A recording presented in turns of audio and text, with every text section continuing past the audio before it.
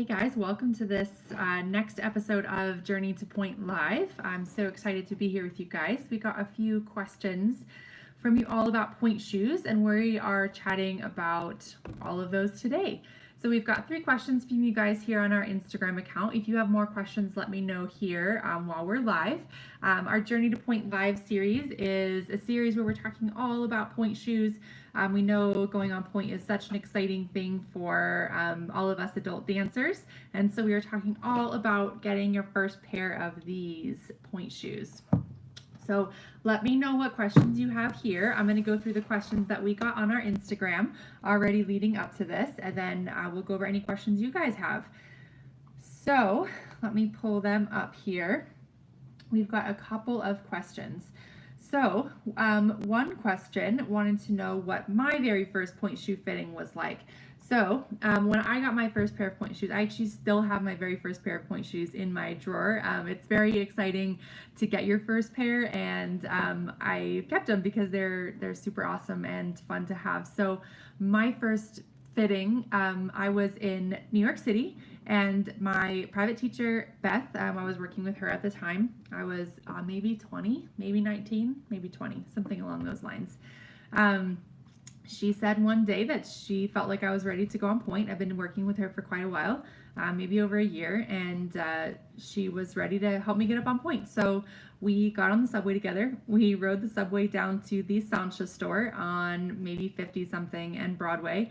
So we got on the subway, we rode it together, we went down to the Sancha store, and we asked if they had a fitting. I mean, usually they are appointments, but we just walked in to ask, and they fitted me for my first pair. It was like super exciting and scary, and I think I remember the most surprising thing about the first fitting was that I don't know what exactly I was expecting, but I didn't realize that at your first fitting is when you're on pointe for the first time. Like, you put the shoes on and they just tell you to get on up there, and you're like, oh, well, how? I don't know. It was very new because I'd never been up on pointe before, so it was very surprising and funny that they put the shoes on you and they need to see how they look standing up on pointe, so they just tell you to grab onto the bar and climb on up, and then there you are up on pointe, and it's just like a really exhilarating feeling, and you see yourself in pointe shoes for the first time and you just feel like a dancer, and it's really, really exciting and fun. I don't remember the details of how many shoes we tried or anything. It was all just such a blur, and I remember my teacher asking questions, and they were asking me if it hurt, and I'm like, I don't know all of it. I don't know how to tell you specific questions. It was all such a blur of excitement and adrenaline and new sensations and all of that stuff. So very, very fun first fitting. Yeah, so my first pair of pointe shoes was a Sancha. I haven't had Sancha shoes really since then. They were just a little flat for my feet, like a little narrow in the box, but I have tried many, many shoes since then, done many, many fittings. I have kind of unusual feet. They're very archy. I have very naturally archy feet and bones, and so fitters often take a while to find a shoe that works and supports my foot. So now my fittings tend to be pretty long because I do also know what questions to ask and make sure the shoe really works for me. So anyways, your first pointe shoe fitting is scary and exciting, and you know, for the fitter, they do it every single day. They see people on pointe all the time, but for you, it's like your first time doing it. So it's it's really, really exciting for you, and very, very fun. So next question I've got here is, how long does it usually take to stand on pointe without the bar? So how long, that's a tough question to answer because so much of this depends on your personal level of physical risk that you're comfortable taking. So like, as an example of what I'm talking about, I see people who've done other like physically risky sports be able to hold on without the bar sooner than people who maybe did a little bit less risky of sports as kids. So like horseback riding, obviously very physically risky, and they'll tend to have a little bit more tolerance for that kind of anxiety and physical fear and be more likely to let go of the bar sooner than someone who maybe this is their first time doing anything, like myself. Where it can take a little bit longer to want to let go of the bar. Strength-wise, though, as like the kind of the pointe panic aside, strength-wise, though, it really depends on how often you're taking class, and you know how often you're strengthening your feet on your own at home.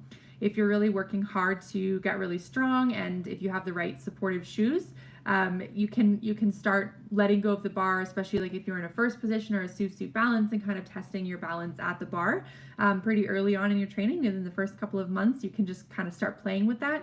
When it comes to doing like actual center work, like let's say échappés or pas de bourrées or any of that stuff without the bar, that takes a lot longer and is definitely specific to the dancer.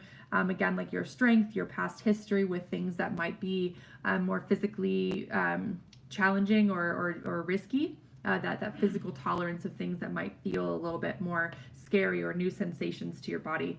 You have to kind of prepare your nervous system for this whole thing too. Just standing on point is not necessarily the most challenging part of it without the bar. It's more like getting up and down safely without the bar that can be the challenging part and what takes longer to learn. But that's like what all of Pointe class is all about, is to help you learn how to get up and down. There's not that many ways to get up and down in your Pointe shoes, and it's all about trying to help you figure that out and how to use them. We've got 2 more questions here. I see one came in on YouTube. I'll answer that one, and I've got one more from Instagram. We've got about 10 minutes left here on this Journey to Pointe Live, so let me know if you have any more questions here, and I'll see if we can get to them. Question about possibility for Pointe. So is it possible for someone with absolutely flat and narrow feet? So it's hard to answer that question directly without seeing pictures or videos of the foot shape, kind of how it operates, how it moves, all of that stuff. What you can do with your feet if they're flat or narrow, well, the narrow part you can't change, you can't make your feet wider, but the flat feet part you can really start working with physical therapists, orthopedists, people who really understand feet and your foot shape, and help building the muscles under your arch, the intrinsic muscles in your foot, to start supporting your arch a little bit better in your day-to-day life. So that can help shape your foot and give it strength to lift your arch of your foot, to kind of give it more of that shape. The type of shoe that you got is going to make a big difference, especially for the narrow feet. So a narrow foot is going to need a really specific shoe. Some brands have really narrow feet. When you go to get a professional fitting, they know all about all the different kinds of feet and what kind of shoes to get. Getting like a really narrow shoe to support your foot is really important.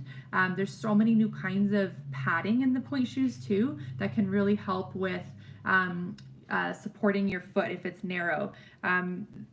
Especially the kind of, I forget what it's called. It's like almost like a mold that you put in your feet. It's like gel, and you put your feet into the Pointe shoes and it molds to your feet and fills in all of the negative space between your foot and the shoe. And so if you have a narrow foot, that can give you a little bit more support as well within the shoe. So I am always of the very strong belief that if you really want to do it, you should try as many things as you possibly can, and keep the hope and the positivity that you'll be able to do it. I think you should work really hard, visit professionals, get advice about your feet, have someone look at them, examine them, help you with them to really achieve your Pointe dreams. I think you should always keep trying, and don't take no for an answer until you're ready for that. So do as much as you can with your feet, work with as many people as you think can help you with them, and just kind of try to keep that hope alive. Let's see, 2 more questions here. We've got one on our YouTube chat here. Let's see. How old was I when I got my first Pointe shoes, and how many years did I train before that? So I got my first Pointe shoes, I think I was 19 or 20, and I started ballet when I was 17, so that would make, I had been training for just about 2 years before then. So I'll tell you a little about what we do here at Broche Ballet for our students in the studio. When I got on Pointe, it was just sort of pieced together from different classes I had gone to and didn't have like a specific teacher helping me get on. So it could have been faster if I had a specific teacher kind of watching me throughout, but I was just sort of piecing everything together over time. So I'll kind of give you what we do here, so you can kind of hear what the program is like. I think one of the biggest misconceptions that our dancers have when they come in is that it might be 10 years or 15 years or like a really absurdly long period of time before they get their first pair of Pointe shoes. We don't have people wait that long to get their first pair of Pointe shoes. We typically wait a year or a little over that for people to get their first Pointe shoes. We require that they're coming consistently to class, that they're not taking big gaps, because consistency is really the key for building these muscles and this muscle memory. But one thing special about adults is that our feet are already generally I mean, they're done growing, right? Like we're done with our feet. They're shaped. They're kind of doing their thing, which is for better or for worse. For worse in that it's harder to change the shape of your feet. Not that it's impossible, but it's harder. But for better, it's not quite as risky in the beginning because your feet are more fully formed. Whereas for a kid, you're hearing them waiting 6-7 years, but we're talking about waiting from age 7 to age 13. So they have to wait all that time because their feet are still shaping, their feet are still formed, and you shouldn't put them in pointe shoes before their feet are done growing. It's going to cause damage to their feet and to their joints and all of that stuff. So for adults, we don't have that same issue where we're waiting for our body to grow or solidify. And so that's why it can be a lot quicker for an adult to get on pointe than a kid. We don't have those same safety risks that a kid does. We of course have our own sets of safety risks. I mean, when we have stiffer ankles, tighter feet just from life, there's their own sets of risks there, but they're not. We're not talking about like that same kind of damage that a kid could do if they went on pointe too early, like if they went on pointe at 10 or 9 or whatever. Follow-up question for that one. So can you start later with ballet, like 13, and still get to pointe? Yeah, I mean, I started at 17 and still got to pointe, so I think 13 is certainly plenty of time to get to pointe. It can be challenging as a young teenager to find a studio that will work with you because oftentimes at 13, the adult programs will not let 13-year-olds in, but the kid programs, maybe the 13-year-olds are already on pointe or kind of moving along a little bit faster. So it can be honestly a little bit challenging for that age range, 13 to 15, 13 to 16, to start ballet for the first time and find a studio that'll work with them. But again, don't take no for an answer. If you really, really want it, keep trying. Find people who will work with you. Call them, call the studios, take private lessons if you can, and find people to help you along your journey, because there are people who will help you along your journey. You just might have to look a little bit harder for them. But don't take no for an answer. Keep working towards it and finding people who are going to help you achieve your goals. Okay, one more question here on our Instagram account. Is there a brand that's typically good for beginners? Great question. I think there's so much about your feet that makes the bigger difference than your skill level as far as brands go. I think that, as you go to a fitter, they have everything. They have so much information about different foot types and what brands work for those foot types. So different kinds of things that change. I'll just kind of show you my pointe shoe here. So the top of the pointe shoe is the box of the pointe shoe.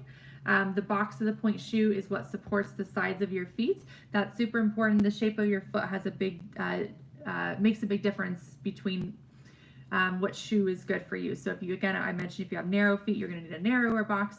If you have wider feet, you're going to need a wider box. And then there's another variable called compressible feet, which is how much they squish.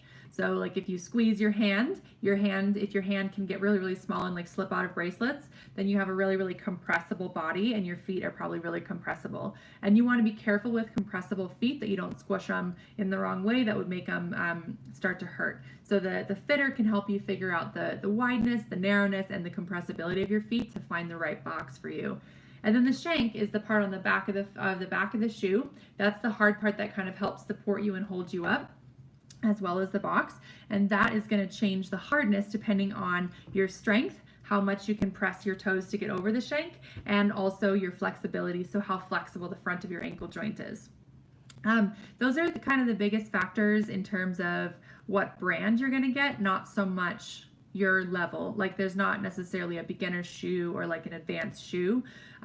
Beginners could be using a Capezio or a block or a Russian point or whatever, but then as you advance, maybe you have a different shoe in that line, maybe you have a different model altogether, maybe you have a different brand altogether. Your feet change over time too, so your shoes are changing with you, but it's not necessarily like you're graduating to a more advanced shoe as much as like your foot is changing. There's going to be other factors that make a shoe more difficult to operate, like the size of your platform, which is what you stand on. If that's really skinny or small, then it's going to be harder to find your balance because it's going to be smaller, but you'll also turn a little quicker because it's a less friction there on the ground. So it's also like a very tapered line. There's many, many pros and cons visually and technically with your shoes, where you might have a different brand of shoe or a different kind of shoe for performance. You might have a different kind of shoe depending on what kind of work you're doing. For partnering, you might have a different kind of shoe. There's so many factors that affect the shoe where the fitters especially can help you understand your own feet. I'll just give you one more point about pointe shoe fitting, since we've been talking about that a lot today. When it comes to getting your pointe shoes fitted, usually if you go to a dance store, oftentimes they'll waive the fitting fee if you buy the shoes with them. So if you don't buy the shoes with them, or you like go buy them online or something, then they'll charge you for that fitting fee, because of course it does take them a lot of time to fit you in the shoes, and they put a lot of care and detail and knowledge and expertise into the fitting. So they maybe sometimes, one time they even took 2 hours with me. That's a long time to spend with someone, and their fitting fee is then free if you just buy the shoes with them. So they put a lot of time and care with you, and that's why they will charge a fitting fee if you don't buy the shoes with them. If you don't have access to a store near you, obviously with this pandemic, no one could have gone to a store. So the silver lining is that if you never had a store near you, you can now do virtual pointe shoe fittings online. If you check out the Pointe shop, they do them, and some of the other big retailers do them too. Like I think Capezio and Block do them too. But someone like the Pointe shop is going to have a wide range of brands, whereas if you go to a specific brand, they're going to have only like their own brand that they're fitting. So you can do a virtual pointe shoe fitting as well. Usually there's like a fitting fee, and they send you shoes to try and then send them back and kind of see you wear them. But they can really help you look at your feet even over video, because you can see a lot over video about how your feet are doing and kind of how they're feeling in the shoe. So we covered lots of stuff today. We covered lots of stuff about pointe shoe fittings, about shape of your feet, how long it takes to get up on pointe. We will have another one of these next Saturday, same time, same place. So direct message us your questions or comment on this video on YouTube, and we will answer them next week, same time, same place, next Saturday on our next episode of the Journey to Pointe Live series. So thank you guys for spending part of your Saturday with me, and I will see you guys next week. Take care.